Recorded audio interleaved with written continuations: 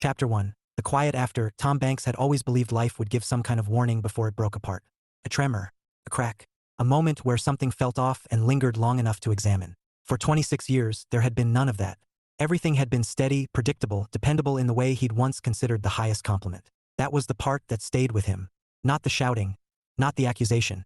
Not even the look on his wife's face when the truth landed in the middle of that restaurant table like something heavy and permanent. It was the absence of warning. 5 years later, Tom still considered that the most unsettling piece of the puzzle. He sat on a weathered wooden bench a few blocks from his house in Tyler, Texas, watching a pair of flamingos stand in water that looked too shallow to be real. The zoo had no entry fee. That had confused him at first. Back in Indiana, anything worth maintaining required tickets, passes, or some kind of structured system. Here, someone had simply decided it should exist, and so it did. Seems like a design flaw, he muttered, watching one flamingo balance on one leg while staring into nothing. A voice behind him answered immediately. Or maybe you just don't understand flamingos. Tom turned, mildly surprised, though he wouldn't admit it. He was holding a paper cup of coffee that had gone lukewarm about 10 minutes ago. Standing a few feet away was a woman wearing oversized sunglasses and holding a plastic cup of what looked like sweet tea. I'm confident I understand standing, Tom said. 2 legs are more efficient than one. She smiled, quick and amused. Efficiency isn't everything. Tell that to a man who does taxes for a living. Ah, she said, stepping around the bench and sitting down without asking. So you're the reason people cry from February to April. Tom gave a small shrug. I prefer to think of it as structured disappointment. She let out a short laugh, the kind that didn't ask permission. That's a terrible slogan for a profession. It's honest. She leaned back, stretching her legs out in front of her. You new here? No, Tom said. 5 years. She tilted her head toward him.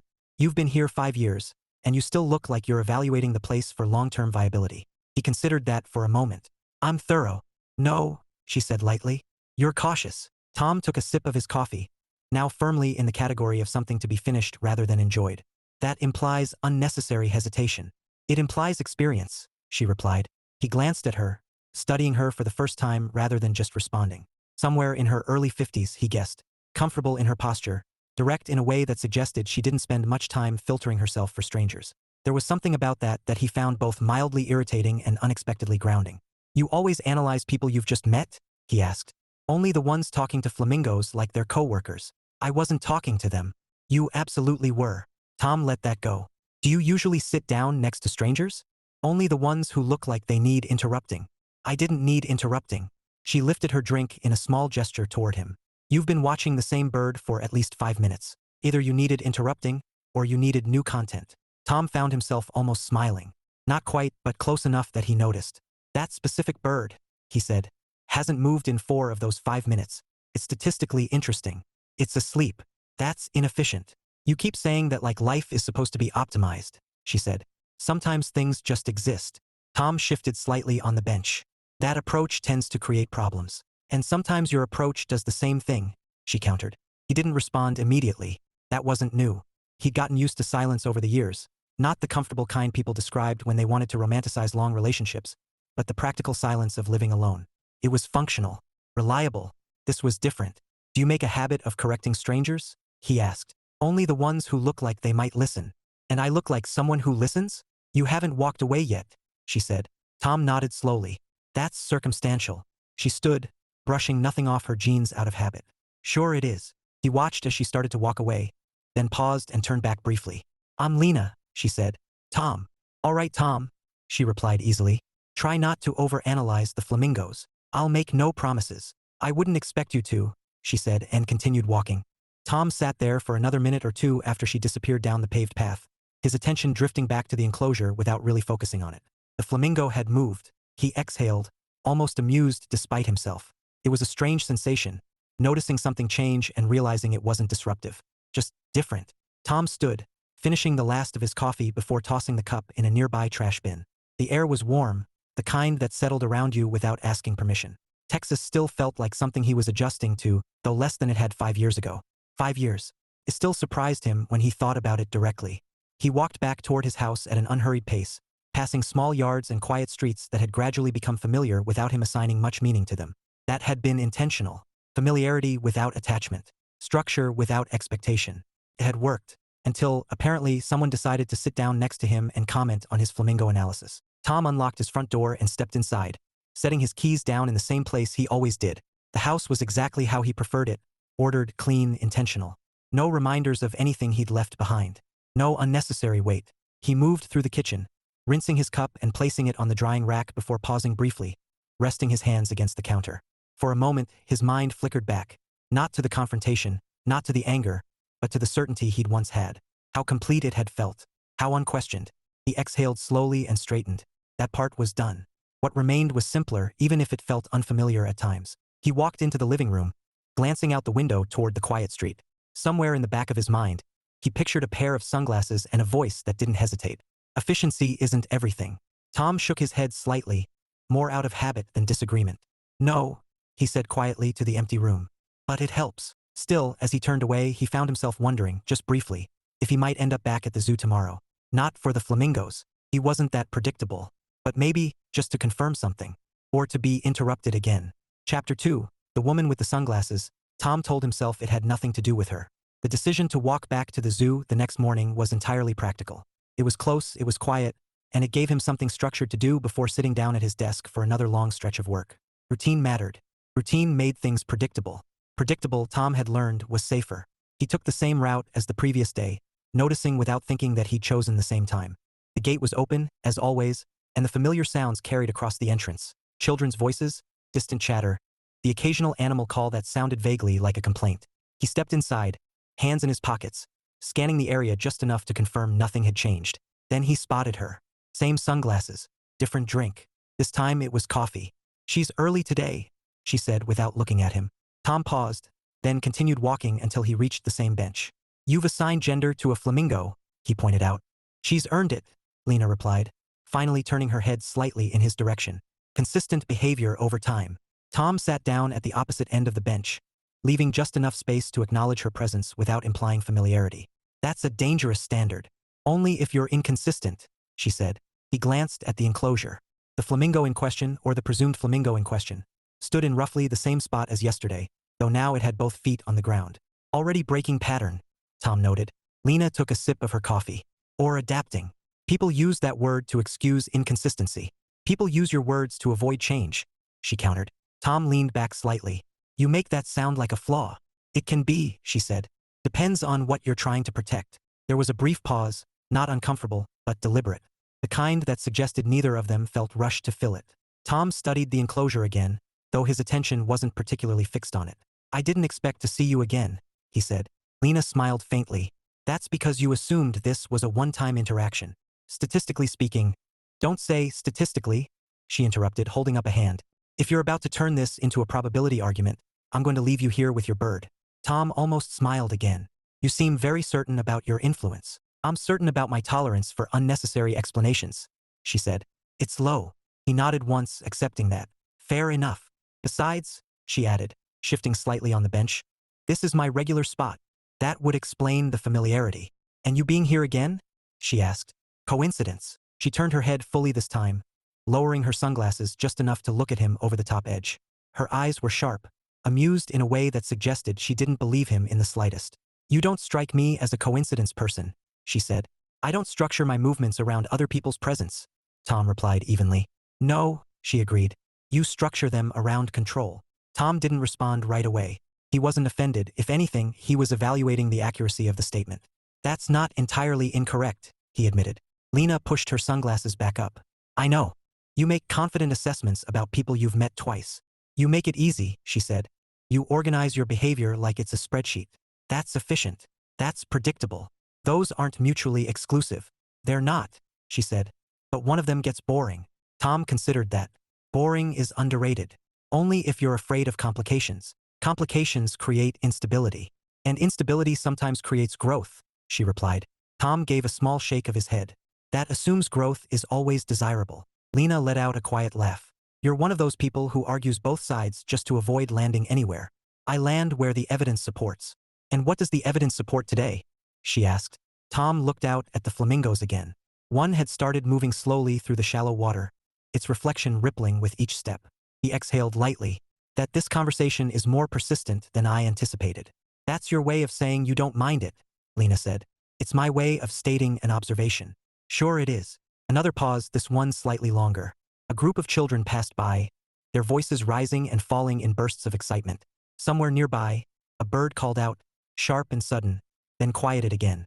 Tom shifted slightly, resting his forearms on his legs. You come here every day? He asked. Most days, Lena said. Depends on the weather. And the flamingos? They're part of the appeal, she admitted. But it's more about the routine. Tom nodded. Routine has value. It does, she agreed. As long as it doesn't turn into avoidance. Of what? Everything else. Tom glanced at her. You assume avoidance requires intent. It doesn't always, she said. Sometimes it's just habit that no one questions. And you question habits? He asked. I question the ones that feel too comfortable, she replied. Tom leaned back again, looking up at the sky briefly before letting his gaze settle somewhere in the middle distance. Comfort has a purpose, he said. So does discomfort, Lena said. That's debatable. Is it? She asked. Or is it just inconvenient? Tom didn't answer immediately. He found that he didn't entirely disagree, which in itself was mildly irritating. You enjoy this, he said after a moment. Enjoy what? Pushing people. Lena shrugged. I enjoy seeing where they push back. And if they don't? Then I get bored, she said plainly. Tom let out a quiet breath that might have been amusement. That's honest. It's efficient, she shot back. He turned his head slightly toward her. You're borrowing my terminology. I'm adapting, she said. There it was again, that word. Tom shook his head, though there was less resistance in the gesture this time. You've made your point. Have I? She asked. Repeatedly. Then why are you still here? Lena said. Tom looked back at the enclosure, watching as the same flamingo dipped its head into the water, then lifted it again. I haven't decided yet, he said. That's not true, she replied softly. He frowned slightly. You're very confident about what I have and haven't decided. You came back, she said. That's a decision. Tom opened his mouth to respond, then paused. He considered correcting her, offering a more precise explanation, but dismissed it almost immediately. It wouldn't change anything. You're persistent, he said instead. I prefer consistent, she replied. Same difference. Not usually. Tom nodded once. Fair enough. She stood again, finishing the last of her coffee and glancing toward the path behind them. I've got somewhere to be, Lena said. You strike me as someone who doesn't rush, Tom observed. I don't, she said. Which means if I'm leaving, I've already decided it's time. Tom watched her for a moment, then asked, Will you be back tomorrow? Lena tilted her head slightly, as if weighing the question. Probably, she said. It's part of my routine. Tom nodded. Of course. She started to walk away, then paused again, turning halfway back toward him. Try not to overthink it, she said. I thought we established that was unlikely, Tom replied. She smiled. You're learning. And with that, she walked off, disappearing along the same path as yesterday. Tom remained on the bench, his attention drifting back to the flamingos, though his focus wasn't as fixed as it had been before. He exhaled slowly, leaning forward and resting his hands together. 2 days in a row. That wasn't nothing. It wasn't something either. Not in any defined, structured way. But it wasn't nothing. Tom stood after a few more minutes, brushing his hands lightly against his pants as he started toward the exit. Routine, he reminded himself. This was routine. Still, as he stepped out of the zoo and onto the quiet street leading back to his house, he found himself already considering the timing of tomorrow morning. Not adjusting it, just considering it, which, he admitted, was its own kind of change. Chapter 3, Rules of Engagement, Casual Edition. By the 4th morning, Tom stopped pretending it was coincidence. He adjusted his timing, not dramatically, not in a way that would feel obvious even to himself, but enough that when he reached the familiar bench near the flamingo enclosure, Lena was already there, leaning slightly forward with her elbows on her knees and her attention fixed on something off to the side. Late, she said, without turning. I wasn't aware there was a schedule, Tom replied, taking his usual seat. There isn't, she said. But you were here earlier yesterday. He considered that. You're tracking my habits now. I notice patterns, Lena said. She straightened up and took a sip from a cup that, judging by the faint citrus smell, was probably not coffee this time. It's different. Tom glanced at her drink. You're inconsistent. She smiled faintly. I'm flexible. That's one way to describe it. It's a better way, she said calmly.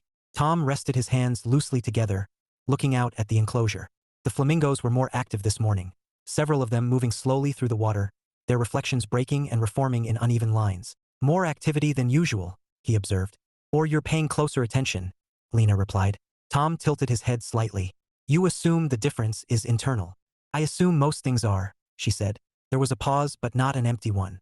The kind that carried a quiet awareness. You come here alone, Lena said after a moment. It wasn't phrased as a question, but Tom answered it anyway. Yes. No one joining you, no one you meet here regularly, except me apparently. Tom nodded once. That's accurate. By choice? She asked. He looked at her briefly, then back toward the enclosure. Mostly. Mostly isn't the same as entirely, Lena said. Nothing ever is, Tom replied. She studied him for a second, her sunglasses hiding her eyes but not the intent behind her expression. You avoid answering directly when something matters, she said. I avoid oversimplifying, he countered. That's not the same thing, she replied lightly. Tom leaned back slightly. It often overlaps. Lena let out a quiet breath, not quite a sigh but close enough to suggest mild amusement. You're very careful. I've had practice, Tom said. She nodded once, accepting that. That doesn't surprise me. Another brief silence settled between them, comfortable in a way that Tom hadn't expected to experience with someone he'd known for less than a week. You ever get tired of it? Lena asked. Tired of what? Managing everything, she said. Every word, every response, every move. Tom considered the question longer than he expected to. No, he said finally. It works. That's not what I asked. It's the same answer, Tom replied.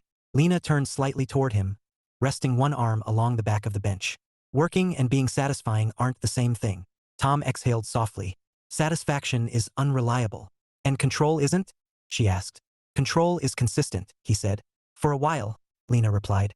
He didn't respond immediately. The conversation had a rhythm to it now, one he was starting to recognize. She pushed, he deflected, and somewhere in between, something unexpected settled into place. Do you always talk like this? He asked. Like what? Like you're peeling layers off people who didn't ask for it. Lena smiled slightly. Only when they sit down next to me 4 days in a row. Tom let out a quiet breath that might have been a laugh. You're attributing intent again. Because it's there, she said. He shook his head, though without much conviction. You're persistent. I'm observant, she corrected. Tom shifted slightly, adjusting his posture without quite realizing he was doing it. You don't ask much about me, he said. Lena shrugged. You don't answer much when I do. That's not entirely accurate. It's accurate enough, she said. Tom nodded slowly. Fair. She tilted her head slightly. You want me to ask? That depends on the question. See, that's exactly the kind of answer I'm talking about, she said, smiling again. Tom allowed himself a faint smile in return. Go ahead. Lena took a small breath, like someone choosing where to start rather than rushing into it. Why Tyler? She asked. It was simple, direct, not invasive but not superficial either. Tom looked out toward the flamingos again, watching one stretch its wings briefly before settling back into stillness. Clean start, he said. From what? He hesitated just slightly. Then, everything. Lena didn't press immediately. She let the answer sit for a moment. That's a big decision for everything, she said. It was necessary. And now? Tom considered that. Now it's stable. Stable, she repeated. Yes. She nodded slowly. You say that like it's the end goal. It's a good one, he said. It's part of one, Lena corrected gently. Not the whole thing. Tom shifted again, less comfortably this time. You have a different definition, he said. I have a bigger one, she replied. That sounds complicated. It can be, she admitted. But it's also fuller. Tom didn't respond right away. The word lingered in his mind in a way he didn't entirely like. Fuller implied something missing. He wasn't sure he agreed. You? He asked.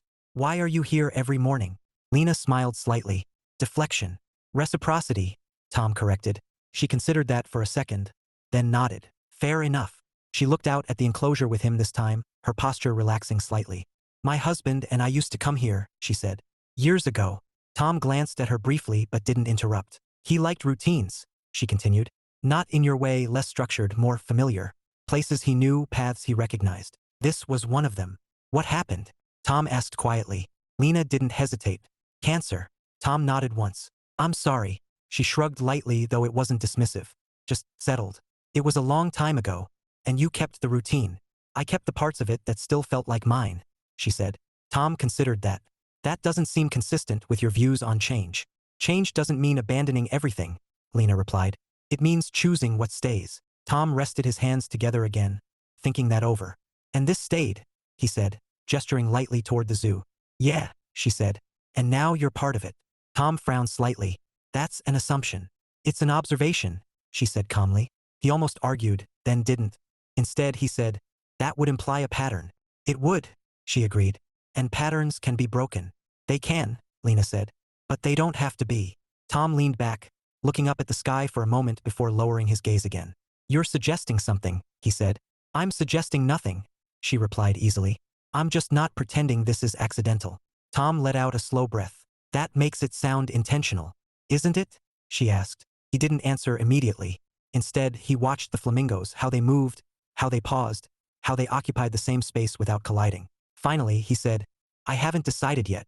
Lena smiled faintly. You're still saying that. It's accurate. It's cautious. Tom glanced at her. That's not a flaw. I didn't say it was, she replied. I just said it's what you're doing. He nodded once. Fair. Another quiet moment passed, the air warm and steady around them. So what are the rules? Lena asked suddenly. Tom frowned slightly. For what? This, she said, gesturing lightly between them. We're clearly having a recurring conversation. That usually comes with some kind of framework. Tom considered that more seriously than the question probably warranted. No assumptions, he said after a moment. About what? About intent, he replied. Or expectations. Lena nodded slowly. All right. No obligations, he added. Meaning, we show up if we want to, Tom said. No pressure to maintain anything beyond that. She smiled slightly. Very controlled. Very clear, he corrected. And what happens if that changes? She asked. Tom hesitated just briefly. Then we address it, he said. Lena studied him for a second, then nodded. Okay, she said. Casual rules. No expectations, no obligations, no assumptions. Tom nodded. That works. Except, she added lightly, you're already breaking one. Tom frowned. Which one? You assumed I'd agree, she said. He paused, then smiled, fully this time, if only for a second.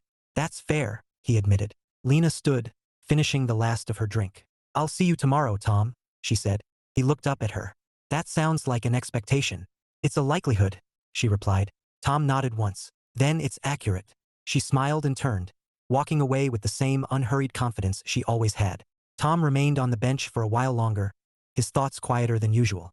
No expectations, no obligations, no assumptions. It was a system he understood. And yet, as he finally stood and made his way toward the exit, he couldn't ignore the subtle shift in something he didn't have a clean word for yet. Not instability, not discomfort, something else, something that didn't feel entirely efficient, but also didn't feel like something he wanted to correct. Chapter 4, Barbecue Diplomacy. Tom did not like unstructured social events. He clarified that to himself several times on the short walk down Lena's street, as if repetition would reinforce the boundary he was currently ignoring. There was a difference, he reminded himself, between choosing to sit on a bench and have a controlled conversation and willingly entering what Lena had described, far too casually, as a small neighborhood barbecue. Small had already proven itself to be subjective. He could hear it before he reached the house. Laughter, music, the uneven rhythm of overlapping conversations, something sizzling loudly over heat that smelled distinctly like seasoned meat and charcoal. Tom paused at the edge of the yard, one hand briefly tightening around the paper bag he'd brought. He wasn't entirely sure why he had agreed to this. Lena had mentioned it offhandedly that morning at the zoo. You should come, she'd said, like it was obvious. I don't attend events without a reason, Tom had replied. She'd shrugged. Meeting people is a reason. That's not a compelling one. Then come for the food, she'd said, already standing up to leave. Tom had hesitated. What kind of food? And that had been the mistake. Now he stood at the edge of something decidedly unstructured, inhaling the unmistakable scent of brisket. You made it, Lena's voice called out. He turned. She was crossing the lawn toward him, a plate in one hand, sunglasses absent for once. Without them, her expression was easier to read. Pleased but not surprised. You sound like you expected resistance, Tom said. I did, she replied. But I also expected you to override it. That suggests a pattern, he said. It suggests you're curious, Lena corrected. Tom held up the paper bag slightly. I brought something. She glanced at it. Is it something practical? It's competent, he said. She laughed. That's the most accountant answer you could have given. It's accurate. She reached for the bag without ceremony and peeked inside, then raised an eyebrow. You brought a bottle of wine to a Texas barbecue. It pairs well with food, Tom said defensively. It pairs with expectations people here don't have, Lena said, though she was smiling. But I like it. Then it's appropriate, he said. Come on, she said, nodding toward the yard. I'll introduce you before you decide to leave. I haven't decided to leave, Tom said. You're thinking about your exit strategy, she replied. That's prudent. It's predictable. Tom followed her anyway. The yard was larger than it looked from the street, dotted with folding chairs, mismatched tables, and people who all seemed far more comfortable than he felt. Conversations overlapped without structure, forming loose clusters that shifted constantly. Someone waved at Lena as they passed. Someone else called her name, and she responded easily to each interruption without losing momentum. This is Tom, she said to a man standing near the grill. The man turned, holding a pair of tongs like they were an extension of his personality. New guy. Relatively, Lena said. Tom extended his hand. Tom Banks. Earl, the man said, shaking it firmly. You eat brisket? I've developed an appreciation, Tom said. Earl grinned. That's a good answer. Means you haven't formed any wrong opinions yet. I try to base my conclusions on experience, Tom replied. Then you're in the right place, Earl said. Give me 10 minutes. Tom nodded, stepping slightly aside as Lena guided him further into the yard. You're doing fine, she said quietly. I'm not doing anything yet, Tom replied. That's part of the problem, she said. You're observing instead of participating. That allows for informed decisions, he said. It also keeps you on the outside, she replied. Tom glanced around. I'm comfortable on the outside. I know, Lena said, but you don't have to be all the time. Before he could respond, someone else approached, a woman holding 2 cups. Lena, you want lemonade or tea? Tea, Lena said. The woman nodded and handed her one, then looked at Tom. You with Lena? Tom hesitated for just a fraction of a second. We know each other. That's not an answer, the woman said, smiling. It's an accurate one, Tom replied. She laughed and handed him the other cup. Well, now you know me. I'm Carla. Tom, he said, accepting the drink. Welcome to the least organized gathering in Tyler, Carla said. That's becoming apparent, Tom replied. She laughed again and moved on without needing further engagement. Tom looked down at the cup, then at Lena. You didn't warn me. About what? The lack of structure, he said. She took a sip of her tea. You would have said no. That's a possibility. Exactly, she said. Tom exhaled lightly, glancing around again. People moved easily from one conversation to another, laughter rising without hesitation, interruptions accepted without friction. There were no clear beginnings or endings. It was inefficient. And yet, it works, he admitted. Lena tilted her head. What does? This, Tom said, gesturing lightly. It shouldn't, but it does. She smiled. That's because not everything needs your version of order to function. Tom nodded slowly. I'm noticing that. Earl appeared suddenly, holding a plate stacked with brisket and a piece of bread that looked incapable of containing it. Try this, Earl said, handing it to him. Tom accepted the plate carefully. Thank you. Don't overthink it, Earl added, already turning back toward the grill. Lena watched Tom expectantly. Well, she said. Tom picked up a piece of the brisket, examining it briefly before taking a bite. There was a moment, short but distinct, where his expression shifted. Oh, he said. Lena smiled wider. Yeah, that's significantly better than expected, Tom admitted. Welcome to Texas, she said. Tom took another bite, less analytical this time. I may need to revise some assumptions, he said. Small steps, Lena replied. They stood there for a minute. Tom focused on finishing the food before it cooled, Lena watching him with quiet amusement. You almost said no, she said. I did say no, Tom corrected. And then you said yes. He nodded once. That's an adjustment. It is, she agreed. Tom wiped his hands lightly with a napkin, then looked out across the yard again. Something had shifted. Not dramatically. Not in a way that felt disruptive or out of control. But there was a sense of inclusion. Not because he had done anything to earn it, and not because anyone had demanded it. It just existed. He wasn't used to that. You're thinking again, Lena said. I never stopped, Tom replied. Try stopping for a minute, she said. That's not how I function. Try it anyway, she said. Tom looked at her, then back at the yard. Then, for once, he didn't analyze the movement or the conversations or the structure or lack of it. He just stood there. It wasn't natural, but it wasn't uncomfortable either. After a moment, he said quietly, This is new. Lena nodded once. Good. Tom glanced at her. You planned this. I invited you, she said. The rest is up to you. He considered that, then nodded. Barbecue diplomacy, he said. Lena laughed. I like that. Tom allowed himself a small, unguarded smile. Felt unfamiliar, but not unwelcome. And for the first time in a long while, he didn't feel the need to define it before letting it exist. Chapter 5, The Visit. Tom knew it was his daughter before he answered the door. There wasn't a logical reason, no scheduled call, no message beforehand, no indication she was anywhere near Texas. And yet, when the knock came, a firm, deliberate rhythm that didn't match the casual taps of neighbors or delivery drivers, something settled in his chest with quiet certainty. He opened the door. Hi, Dad. 5 years hadn't changed her voice. Not in a way that mattered. It still carried that same familiar cadence, the same careful balance between confidence and something softer underneath. But everything else felt adjusted. Not wrong. Not unrecognizable. Just different. Emily, Tom said, stepping back to let her in. She walked past him with a hesitant glance around the house, as if cataloging it in a way that felt simultaneously respectful and uncertain.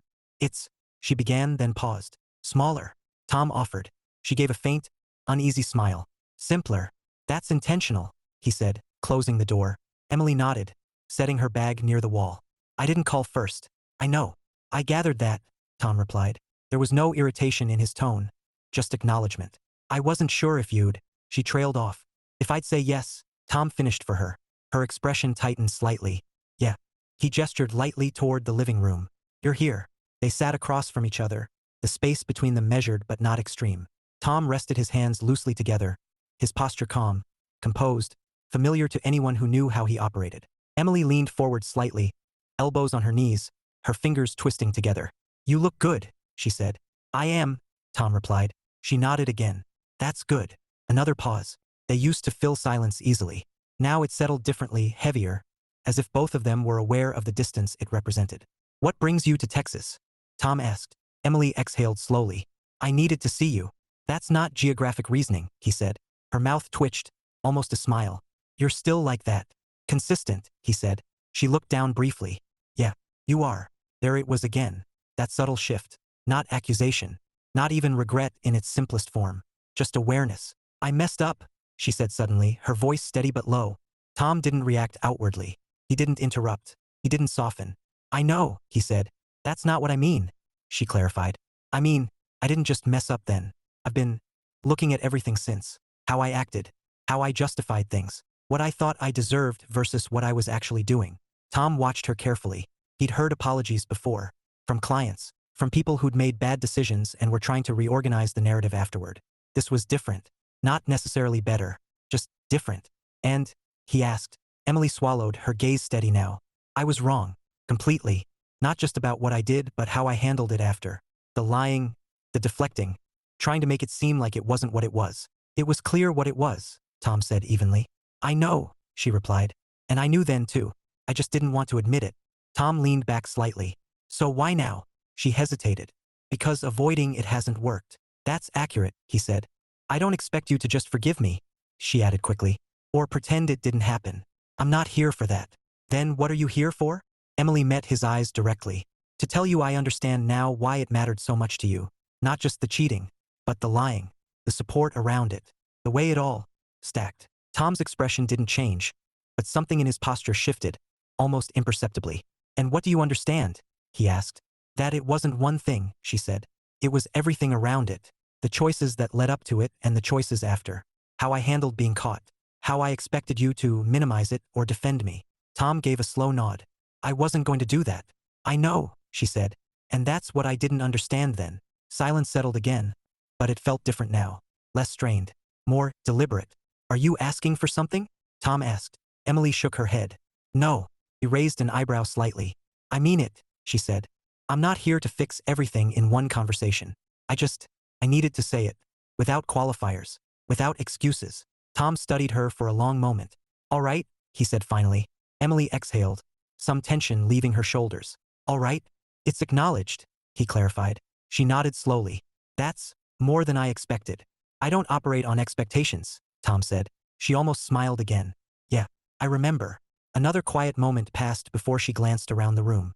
This place suits you, she said. It functions, he replied. That's not what I meant. I know, he said. She leaned back slightly, her posture relaxing just enough to suggest she wasn't bracing for immediate rejection anymore. Do you have friends here? She asked carefully. Tom considered that. Yes, he said. Emily blinked, surprised. Really? I'm capable of maintaining social interactions, he replied dryly.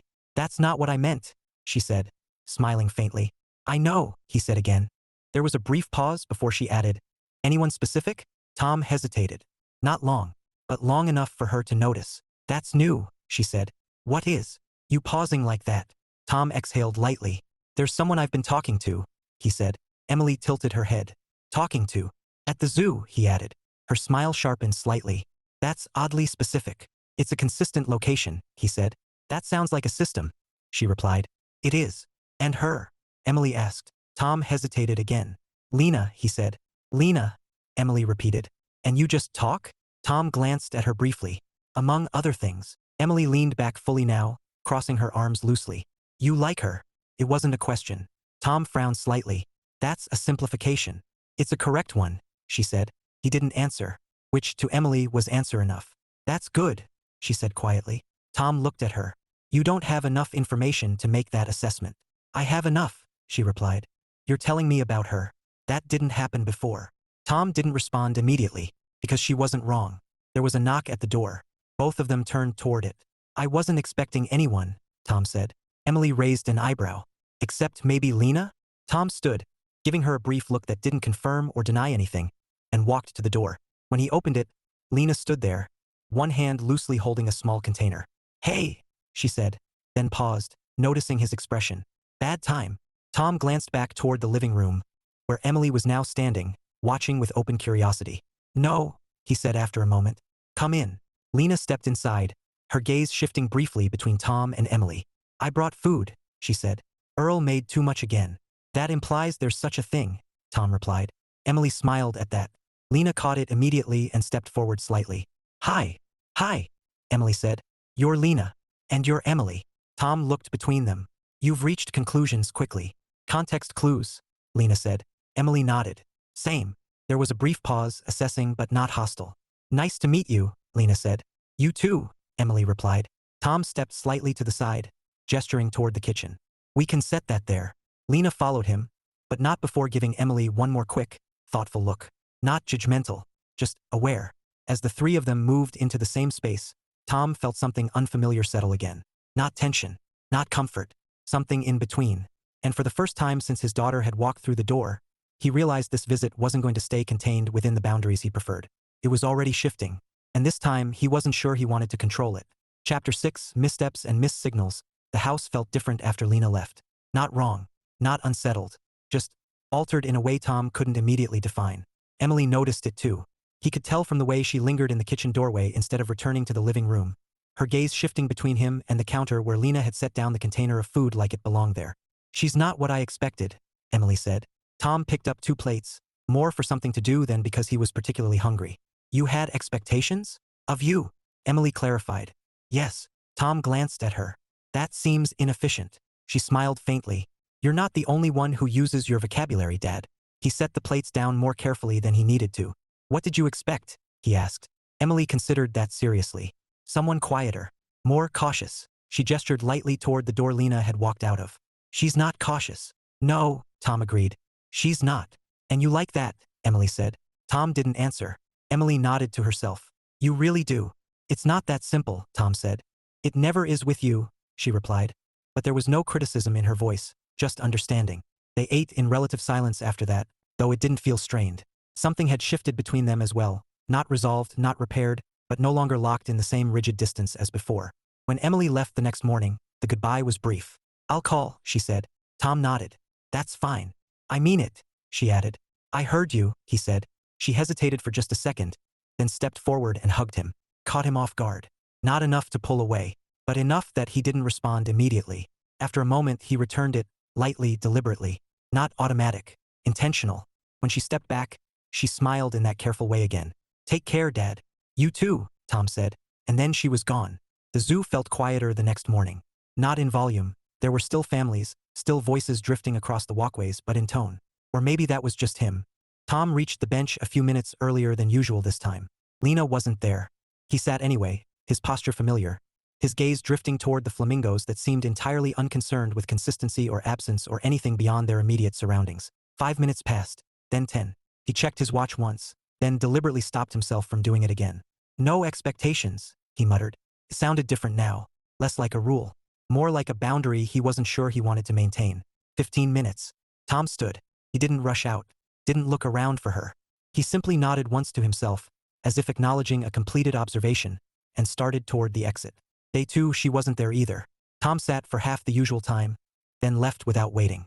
By day 3, he didn't sit at all. He walked past the bench, glancing at it once before continuing through the zoo at a steady pace, hands in his pockets. No expectation, no obligation, no assumption. The framework remained intact, but something about it felt incomplete. All right, this is getting old, Earl said, flipping a piece of brisket on the grill with more force than necessary. Tom stood nearby, having stopped by under the pretense of passing through, though neither of them believed that. I'm not sure what you're referring to, Tom said. Earl looked at him over his shoulder. You show up here twice this week, don't bring anything, don't complain about anything, and look like you've misplaced something. I haven't misplaced anything, Tom replied. You're talking to a man who's been married 38 years, Earl said. I can recognize that look. Tom folded his arms. This is a misinterpretation. It's not, Earl said. Where's Lena? Tom hesitated, which was apparently enough. Earl turned back to the grill, nodding slightly. Yeah, that's what I thought. She hasn't been at the zoo, Tom said. Earl shrugged. So it's a deviation, Tom replied. From what? From a consistent pattern, Tom said. Earl laughed. You make it sound like she's a train schedule. Tom didn't respond. Earl let that sit for a moment, then added more calmly. You try calling her? Tom frowned. I don't have her number. Earl turned around fully now, eyebrows raised. You've been talking every day for how long? 3 weeks, Tom said. And you don't have her number. It wasn't part of the arrangement, Tom replied. Earl stared at him for a second, then shook his head. Man, you were something else. It was mutually agreed upon, Tom said. Sure it was, Earl said, not even trying to hide the disbelief. And how's that working out for you now? Tom didn't answer, because the answer was obvious. Later that afternoon, Tom found himself walking a route he hadn't planned. It wasn't the zoo, and it wasn't entirely random. He stopped in front of Lena's house, though he told himself he hadn't intended to. That too was inaccurate. He stood there for a moment, looking at the front door, the quiet stillness of the yard. Then he turned to leave. Halfway down the sidewalk, the door opened behind him. You could have just knocked. Tom turned. Lena stood in the doorway, arms loosely crossed, her expression unreadable without the sunglasses. You weren't at the zoo, he said. No, she agreed. That's a change in routine. It is, she said. Tom nodded once. I noticed. I assumed you would, Lena replied. There was a pause. Not awkward. Not comfortable. Unresolved. You didn't come by, Tom said. Lena tilted her head slightly. That's not one of the rules. No, he admitted. Another pause. You also didn't ask, she said. Tom frowned slightly. Ask what? Where I was, Lena replied. I wouldn't have had a way to ask, Tom said. You could have found one, she said. He considered that. That would have implied a different level of involvement. And that would have been a problem? She asked. Tom hesitated. Yes, he said. Lena nodded slowly. There it is. They stood in silence for a moment, the distance between them not large but suddenly more noticeable. You pulled back, she said. Tom's brow furrowed. No, I maintained the same parameters. Exactly, Lena replied. When everything else changed. Tom shook his head slightly. Nothing changed. Your daughter showed up, she said. He stilled. You didn't think I noticed? Lena asked. The way you shifted that day? The way you stopped actually being in the conversation and started measuring it again. Tom looked at her, something sharper in his expression now. I had personal matters to address. I know, she said. That's not the point. Then what is? He asked. The point is you didn't let anything adjust, Lena said. Not the conversation, not the connection, not any of it. Tom exhaled slowly. That wasn't part of the agreement. Lena laughed softly, though there was no humor in it. Tom, she said. The agreement was a starting point, not a boundary you hide behind when things get complicated. I wasn't hiding, he said. You were, she replied. You just did it in a way that felt justified to you. Tom didn't respond, because part of him knew she wasn't wrong. And then you came to my house, Lena added. 3 days later. I wanted to confirm that I hadn't disappeared, she interrupted. That things hadn't changed without. They did change, she said simply. The words landed clean. No accusation, just fact. Tom looked at her for a long moment. I don't know how to adjust this, he admitted. That stopped her. Not because of what he said, but because he said it at all. Lena's posture softened slightly. You don't control it, she said. That's not how I function, Tom replied. I know, she said. That's the problem. Another pause. Then, more gently, you don't get to keep everything safe and still expect it to grow. Tom let out a quiet breath, looking past her for a second before returning his gaze. I wasn't expecting anything to grow, he said. Lena studied him, her expression thoughtful now, less guarded. Yeah, she said softly. You were. Tom didn't argue, because this time he wasn't entirely sure she was wrong. Chapter 8, starting point. Tom didn't call it a routine. He still went to the zoo most mornings, still took the same bench if it was open, still brought coffee, though now it stayed warm longer because he finished it faster. The difference was Lena. Sometimes she was already there, leaning back like she owned the space. Sometimes she arrived after him, sliding onto the bench mid-thought like the conversation had just been paused overnight instead of interrupted. And sometimes they didn't sit at all. They walked. That, Tom realized, was the real change. Movement. Okay, Lena said, glancing sideways at him as they followed the paved path past the enclosures. I have a question. That's not new, Tom replied. This one matters, she said. Tom raised an eyebrow slightly. That's also not new. She smiled faintly. You're deflecting differently now. That's progress, he said. It is, she agreed. Then, after a beat, have you talked to your daughter since she left? Tom's expression shifted, subtle, but noticeable. Yes, he said. Define talked, Lena said. We've had 2 phone conversations, Tom replied. They were structured. Meaning, clear topics, Tom said. Defined boundaries. Lena nodded slowly. And how did that feel? Tom considered the question, his gaze drifting briefly toward a group of kids clustered around a fence. Less strained, he said finally. Not resolved, but moving. That's good, she said. It's different, Tom corrected. I'll take different, Lena replied. They walked a few more steps in silence. Are you going to see her again? She asked. Tom nodded once. She invited me to visit. And I haven't decided yet. Lena stopped walking. Tom took another step before noticing and turning back toward her. You're doing it again, she said. Doing what? Trying to fully evaluate something before letting it happen, she replied. I'm considering variables, Tom said. You're stalling, Lena corrected. Tom frowned slightly. That's not the same thing. It is when you're afraid of what it might mean, she said. Tom held her gaze for a long moment. That's not entirely inaccurate, he admitted. Lena's posture softened slightly. You don't have to fix everything before you show up, she said. I'm not trying to fix it, Tom replied. Then what are you trying to do? Tom exhaled slowly. Understand it, he said. And what if understanding comes after? She asked. That paused him, because that wasn't how he usually operated. Understanding came first, always. That's inefficient, he said. It's human, Lena replied. Tom shook his head slightly, though there wasn't much resistance behind it anymore. I'm not used to that being the first priority, he admitted. I know, she said. They stood there for another moment before Lena started walking again. Slower this time. Tom fell into step beside her without thinking about it. That afternoon, Tom called Emily. He didn't plan out the conversation. That, in itself, was new. Hey, she said, her voice a little tighter with surprise. Everything okay? Yes, Tom said. Everything's fine. Pause. Okay, she said. That sounded like the start of a serious conversation. Tom almost smiled. Not necessarily. Unnecessarily vague, she said. That's your line now? He asked.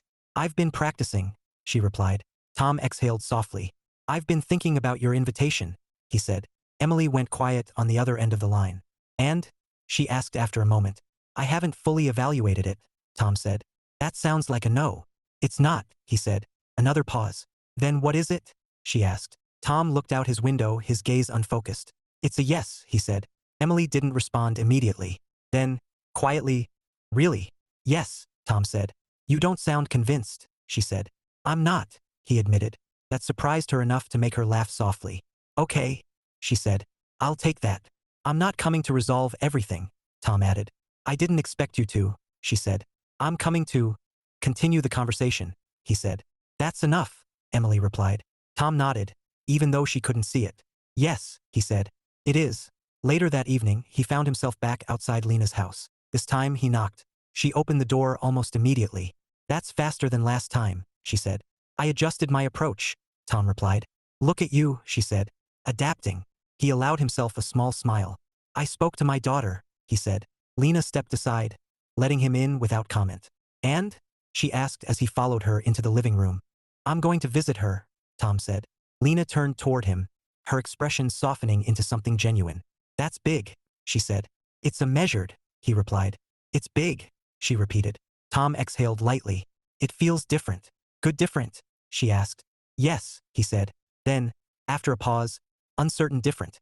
Those usually go together, Lena said. Tom nodded slowly. They stood there for a moment, the quiet between them easy in a way that no longer required analysis. This isn't how I expected things to go, Tom said. With your daughter? She asked. With any of it, he replied. Lena smiled faintly. Expectations again. He nodded once. I'm adjusting those too. That's a lot of adjusting, she said. Tom looked at her. Yes, he said. It is. Another pause. Not uncomfortable, just real. So, Lena said lightly, what's the next step? Tom considered that. Then he stepped a little closer, not dramatic, not overwhelming. Just enough that the space between them changed. The next step, he said, is that I don't want this to stay undefined. Lena's expression shifted, not surprised, but attentive. Defined how? She asked. Tom hesitated. Then, carefully, not casual. She studied him for a moment. That's a big shift from no expectations, she said. Yes, he agreed. And you're okay with that? She asked. Tom met her gaze directly. I'm choosing it, he said. That landed. Lena smiled, not wide, not dramatic. Just real. Okay, she said. They stood there, the moment settling into something steady. Not rushed, not uncertain. Just intentional. The next morning they were back at the zoo. Not because it was required. Not because of routine. But because they both wanted to be there. They sat on the bench, side by side, watching the flamingos move in their slow, uneven rhythm. They're still inefficient, Tom said. Lena laughed softly. You're never letting that go, are you? No, he said. But I see the appeal now. That's progress, she said. Tom nodded. Yes, he said. It is. They sat in comfortable silence after that, the kind that didn't need to be filled or explained. Tom watched the birds for a moment longer, then glanced at Lena. Not analyzing, not evaluating, just noticing. And for the first time in a very long while, he didn't feel like he was starting over. He felt like he was starting somewhere. And this time, he knew exactly where he wanted to begin. Epilogue. Years later, Tom didn't notice when it changed. Not at first. There wasn't a specific day or a moment he could point to and say, that's when things became different. It wasn't dramatic, and it wasn't sudden. If anything, it was the opposite, quiet, incremental, the kind of shift you only recognize when you stop long enough to look backward. It was Emily who pointed it out. They were sitting on the back porch of her house in Indiana. Late afternoon sunlight stretching across the yard in long, familiar lines. The air carried that soft kind of warmth that belonged to places that remembered him, even after all this time. Tom rested his hands on the armrests of the chair, watching as his daughter poured iced tea into 2 glasses at the small table between them. You're not doing it anymore, Emily said. Tom glanced at her. Doing what? She handed him a glass, then sat down across from him, studying him in that careful way she had developed over the past few years, the way that suggested she had learned the difference between pushing and observing. You used to measure everything before you said it, she said. Every word, every response, like you were editing yourself in real time. Tom took a slow sip of the tea. That's not entirely inaccurate. No, she said. It's exactly accurate. He almost smiled. Emily leaned forward slightly. You don't do that now. Not the same way. Tom didn't answer immediately. He let the thought sit, turning it over without rushing to clarify it into something precise. That's a change, he said eventually. It's a big one, she replied softly. He nodded once, looking out across the yard instead of at her. It wasn't intentional, he said. I know, she said, and he believed her, because she had been the one doing the work. Not loudly, not in a way that demanded recognition, just consistently, showing up differently, speaking plainly, owning what had been hers to own without trying to soften it or reshape it. He had noticed that too, even if he hadn't said it out loud. I've been trying, she added after a moment. Tom shifted his gaze back to her. I know, he said. That mattered more than anything else he could have said. Emily exhaled, some quiet tension leaving her shoulders. I didn't expect you to trust it right away. I didn't, Tom said. I know that too, she admitted. He nodded. But you gave me the chance anyway, she added. Tom looked at her for a long moment. Yes, he said. Not because it was easy, but because it was necessary. And because, somewhere along the way, he had learned that not everything worthwhile started with certainty. Emily smiled faintly. So what changed? Tom considered that carefully. His first instinct was to break it down. Identify contributing factors. Assign weight and sequence and logic. But that wasn't how it had happened.